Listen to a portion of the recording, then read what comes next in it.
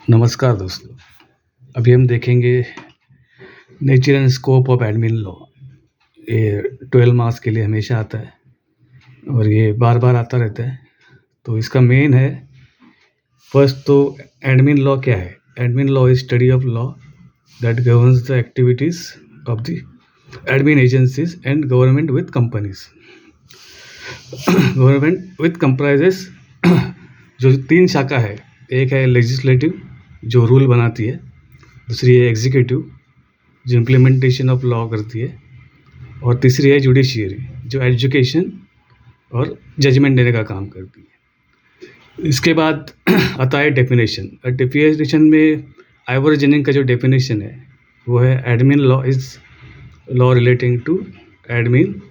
It determines the organisation, power and duties of admin authorities. इसके बाद वेड का definition है, उसने लिखा है कि कंट्रोल ऑफ गवर्नमेंट पावर, और तीसरा है डेविस जिसमें आता है power and procedure of concern. तो इसके बाद it deals with the following problems. अभी क्या क्या प्रॉब्लम्स ये सॉल्व करता है। तो पहले who are administration authorities, second what procedure followed by admin authorities, और तीसरा what are the remedies available if person affected. अगर किसी का कोई नुकसान हो रहा है या अथॉरिटी से, पब्लिक अथॉरिटी से, तो उसके साथ भी ये डील करता है। उसके बाद आता है नेचर। अब नेचर में मेन 3-4 पॉइंट है। पहला तो है इसे ब्रांच ऑफ पब्लिक लॉ, मतलब कोडिफाई लॉ नहीं है ये, जजमेंट के ऊपर आता है। इसमें जो रूलिंग्स वगैरह आते हैं कोर्ट्स की, उसके ऊपर वो ये बेस रहता है। दूसरा है regulates admin agencies. Admin agency को जिसको ये पावर दी गई है उनको ये रेगुलेट करता है। दूसरा है कि बैलेंसिंग पावर, ये स्टेट और जो अथॉरिटी है उनमें जो पावर दी गई है उसको बैलेंस करता है। तीसरा है बाद में rule making and application of rules. अब ये जो अथॉरिटीज़ है वो जो लॉ, पेरेंट लॉ होता है, उसके रूल्स बनाती है और उसको अप्लाई भी करती है। फिर उसके बाद आता है डिस्प्यूट रेजोल्यूशन। तो ये जो डिस्प्यूट होता है उसमें रेजोल्यूशन का काम भी करती है। ये तो नेचर हो गया। अभी आता है स्कोप। अभी इसमें स्कोप है जुडिशियल रिव्यू, दूसरा है एडमिन प्रोसीजर, तीसरा है सब्सटेंसी ऑफ स्टैंडर्ड। उसके बाद आता है अकाउंटेबिलिटी एंड ट्रांसपेरेंसी, फिर रेमेडीज। अब पहले स्कोप में देखिए जुडिशियल रिव्यू।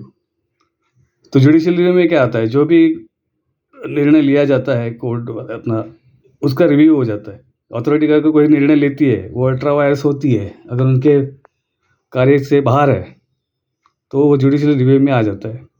फिर एडमिन प्रोसीजर है, उसको वो कंट्रोल करती है। सब्सटेंसी ऑफ स्टैंडर्ड, मतलब जो भी निर्णय लिए जाते हैं उसके स्टैंडर्ड क्या है, वो किस आधार पे लिए गए, उसके लिए वो देखा जाता है।